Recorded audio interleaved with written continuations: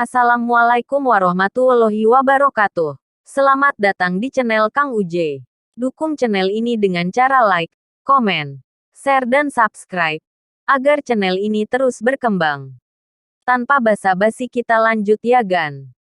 Bab 678, Diskusi di Sekte. Puncak gunung yang sangat besar berdiri sendirian dan sunyi di dataran. Puncak gunung yang berawan dan tinggi itu hanya seperti ujung pisau, samar-samar memancarkan aura pedang yang tajam saat menembus awan. Suara-suara latihan yang keras dan jelas dan tabrakan logam tetap ada di dalam kabut. The Misty Cloud Mountain masih menjadi Misty Cloud Mountain sejak saat itu. Namun, Misty Cloud Sekte yang berada di dalamnya telah berubah secara drastis sejak saat itu. Seluruh puncak gunung dipenuhi dengan banyak patroli. Siapapun yang masuk ke dalamnya akan segera diamati oleh tatapan tersembunyi. Itu seperti sebuah benteng pegunungan dengan pertahanan yang sangat ketat. Tempat ini adalah kamp besar Misty Cloud Sect. Karena Misty Cloud Sekte telah merekrut sejumlah besar murid, Misty Cloud Sekte saat ini tidak diragukan lagi jauh lebih besar daripada dibandingkan dengan 3 tahun yang lalu. Ini adalah alasan bahwa mereka memiliki cukup banyak orang untuk benar-benar menempatkan garis pertahanan yang ketat dengan para penjaga terpisah 3 langkah di seluruh puncak gunung yang sangat besar ini. Meskipun kekuatan sekte telah menjadi lebih kuat,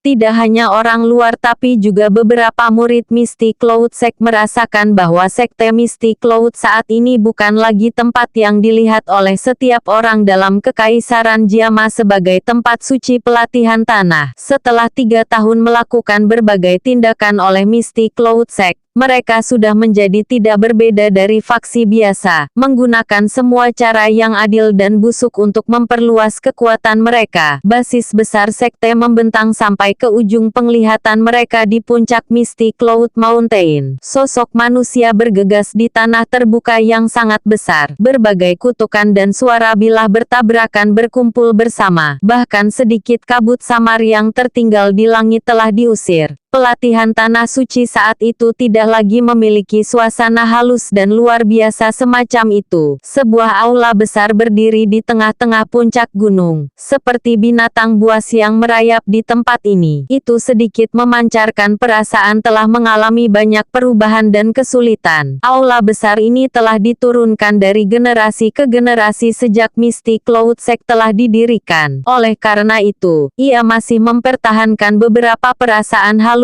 lama dari Misty Cloud Sect. Namun, wajah gelap dan dingin dari penjaga berpakaian putih di luar aula besar menciptakan perasaan suram tambahan untuk yang telah bertahan lama. Ada cukup banyak orang yang diam-diam duduk di dalam aula besar. Pria tua itu mengenakan jubah putih. Garis awan telah dijahit pada jubah. Kedua lengan bajunya dihiasi pedang. Ketika lengan baju bergerak, gambar pedang tampak nyata dan aura pedang tajam merembes keluar darinya. Pria tua itu memiliki kepala yang tertutup oleh udara putih tapi wajahnya memiliki semacam kilau halus yang samar-samar, muncul seperti wajah orang muda. Mata tertutup lelaki tua itu perlahan dibuka. Cahaya yang menyebabkan tubuh seseorang merasakan hawa dingin mengalir melalui matanya yang acuh tak acuh. Siapapun yang secara tidak sengaja melihat cahaya di matanya akan segera merasakan keringat dingin mengalir. Mereka buru-buru mengalihkan pandangan mereka, tidak berani menatap langsung padanya. Siapa lagi selain Yun San yang memiliki reputasi seperti itu dalam Misty Cloud Sect? Apakah ada berita dari pihak Yun Fan? Keheningan di aula berlanjut untuk sementara waktu. Baru kemudian Yun San perlahan mengangkat matanya dan membuka mulutnya untuk berbicara. Semua orang di aula tidak bisa membantu tapi meluruskan tubuh mereka setelah Yun San membuka mulutnya untuk berbicara. Salah satu dari mereka ragu-ragu sejenak sebelum dia menjawab masing-masing. Pemimpin sekte, Yun Fan belum mengirim berita apapun. Saya pikir dia masih menunggu kesempatan.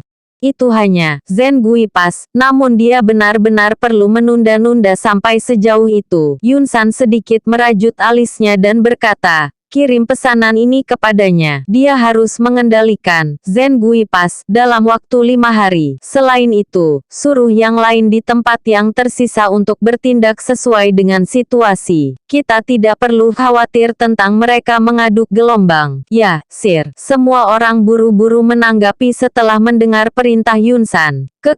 Pemimpin sekte telah membuat keputusan yang tegas dan berani tahun ini. Tanpa disadari, murid-murid Misty Cloud Sekte telah meresap ke semua kota besar dalam Kekaisaran Jiama. Selama perintah diberikan ketika saatnya tiba, kemungkinan lebih dari setengah wilayah Kekaisaran Jiama akan menjadi milik kita. Misty Cloud Sect. Seorang pria parubaya berbicara kepada Yunsan sambil tersenyum. Senyum itu menyanjung. Ini hanyalah langkah pertama. Jejak Misty Cloud Sect kami tidak akan berhenti di Kekaisaran Jiama. Setelah kita sepenuhnya mengendalikan Kekaisaran Jiama, kekuatan Misty Cloud Sect pasti akan melambung. Pada saat itu, kemungkinan tidak akan ada faksi lain di wilayah barat laut benua Doukini yang dapat bersaing dengan kami. Pada saat itu, kita hanya perlu menunggu sekte Misty Cloud untuk menjadi penguasa wilayah barat laut. Hanya masalah waktu bagi kita untuk benar-benar mendominasi benua. Yunsan tertawa. Matanya dipenuhi dengan ambisi liar yang tidak sesuai dengan usianya.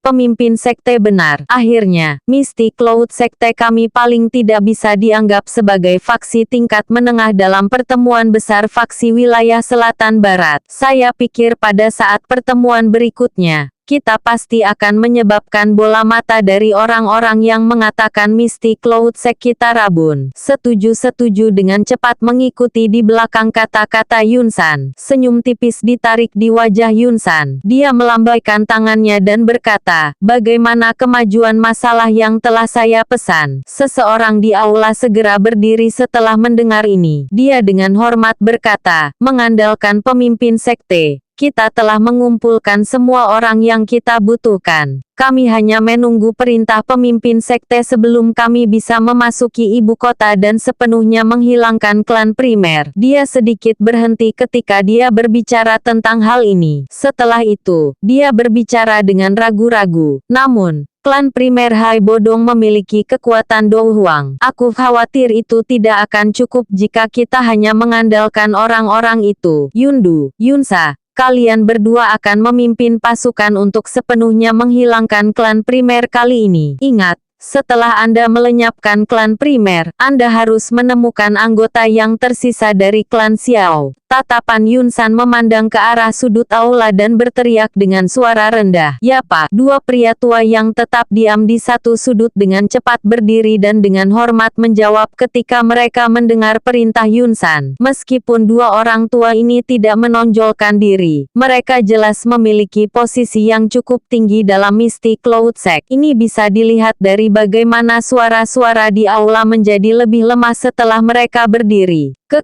Penatua Yundu dan Yunsa telah menembus kelas Dou Huang dengan bantuan pemimpin sekte selama 3 tahun ini. Hai Bodong itu tidak akan bisa membuat banyak masalah dengan dua orang ini di sekitarnya. Yundu dan Yusa juga tersenyum ketika mereka mendengar kata-kata yang agak menjengkelkan. Mereka segera saling memandang. Cahaya hitam aneh melintas di mata mereka tanpa meninggalkan jejak. Misi Anda adalah untuk memusnahkan klan primer dan mencari anggota klan yang tersisa. Sangat mungkin bahwa faksi lain di ibu kota tidak akan berani melakukan intervensi. Tentu saja, jika ada faksi yang buta, Anda bisa memusnahkan mereka bersama. Tatapan Yunsan perlahan menyapu seluruh tempat saat dia berbicara dengan suara lemah. Yundu dan Yunsa sekali lagi mengangguk setelah mendengar ini. Yunsan menyandarkan tubuhnya di kursi empuk setelah dia memberikan semua instruksinya. Dia melambaikan tangannya dan berkata, karena itu masalahnya, semua orang harus kembali ke pos mereka. Kami pertama-tama akan menghilangkan klan primer selama periode waktu ini. Semua orang di aula buru-buru mengangguk setelah mendengar kata-kata ini mengabaikan mereka dari Yunsan. Mereka segera berdiri, membungkuk kepada Yunsan, dan perlahan-lahan mundur dari aula besar. Aula sekali lagi menjadi sunyi setelah semua orang pergi. Namun, Keheningan ini berlanjut hanya untuk periode waktu sebelum bayangan berfluktuasi di sudut gelap tertentu di aula. Segera, sekelompok kabut berwarna hitam anehnya muncul. Ingat, kamu tidak bisa melepaskan satu orang pun dari klan Xiao kali ini. Apa yang Anda lakukan terakhir kali tidak terlalu memuaskan. Kabut berwarna hitam layu dan muncul di tengah aula saat suara seram gelap perlahan-lahan dipancarkan dari dalamnya. Apa sebenarnya yang ingin kamu temukan dari klan Xiao? Itu hanyalah klan kecil, namun mereka benar-benar memiliki sesuatu yang dapat menarikmu. Yun San merajut alisnya. Dia sudah penasaran dengan pertanyaan ini sejak lama. Yang terbaik adalah kamu tidak menanyakan pertanyaan yang seharusnya tidak kamu ajukan. Ada beberapa hal yang tidak bermanfaat bagi Anda jika Anda tahu tentang mereka. Hall of Souls, kami dapat membantu Anda melakukan terobosan ke ahli Douzong. Tapi kami juga dapat mengubah Anda kembali ke keadaan semula. Suara gelap dan dingin bergema di dalam aula, menyebabkan pori-pori seseorang berdiri. Wajah Yun San sedikit bergetar. Cara Yun San yang mengesankan dan kuat dari sebelumnya hanya bisa menganggukkan kepalanya dengan cara yang agak tidak senang pada saat ini. Dia berkata, tapi bagaimana jika kita masih tidak dapat menemukan hal yang Anda inginkan setelah membunuh semua anggota klan Xiao? Klan Xiao jelas memiliki barang yang kita butuhkan. Namun, kami tidak tahu persis siapa yang memeganginya. Jika kita tidak dapat menemukannya di sini, kita hanya bisa pergi dan mencari Xiao Yan yang melarikan diri dari Kekaisaran Jiama. Xiao Yan. Yun San memiliki ingatan yang mendalam tentang nama ini. Oleh karena itu, ekspresinya menjadi agak tidak wajar ketika dia mendengarnya. Dia berkata, belum ada banyak berita tentang bocah itu selama 3 tahun ini. Dia mungkin sudah lama meninggal di suatu tempat yang tidak diketahui. Aku takut aku harus mengecewakanmu. Kabut hitam itu langsung mengeluarkan tawa aneh ketika dia mendengar ini. Aku telah menerima beberapa berita dari aula beberapa waktu sebelumnya. Jejak Xiao Yan ditemukan di Black Corner Region, yang berjarak ribuan kilometer dari Kekaisaran Jiama. Selain itu, kekuatan orang itu sudah cukup untuk membunuh ahli Dou Huangs. Bunuh Dou Huangs. Bagaimana mungkin? Ekspresi Yun San segera berubah. Dia berdiri dari kursinya dengan kaget ketika dia mengeluarkan teriakan yang tidak disengaja. Meskipun orang itu telah menunjukkan semacam teratai api yang sangat kuat Dou skill untuk membunuh Yun Leng yang kekuatannya adalah Dou Huang. Tapi membunuh Dou Huang adalah konsep yang sama sekali berbeda. Kesenjangan di antara mereka berbeda seperti surga dan bumi. Ini bukan hal yang mustahil. Saat itu, adalah kesalahan bagimu untuk membiarkannya melarikan diri dari Kekaisaran Jiama. Di masa depan, Anda mungkin benar-benar berakhir terbunuh oleh tangan bocah itu. Suara dari kabut hitam itu gelap dan dingin. Wajah Yun San berkedut. Kepadatan melonjak ke matanya ketika dia berbicara dengan cara yang menyeramkan. Jadi bagaimana jika dia bisa membunuh Dou Huang? Saat itu, saya memaksanya untuk melarikan diri seperti anjing yang kehilangan rumahnya. Kali ini, saya bisa melakukan hal yang sama.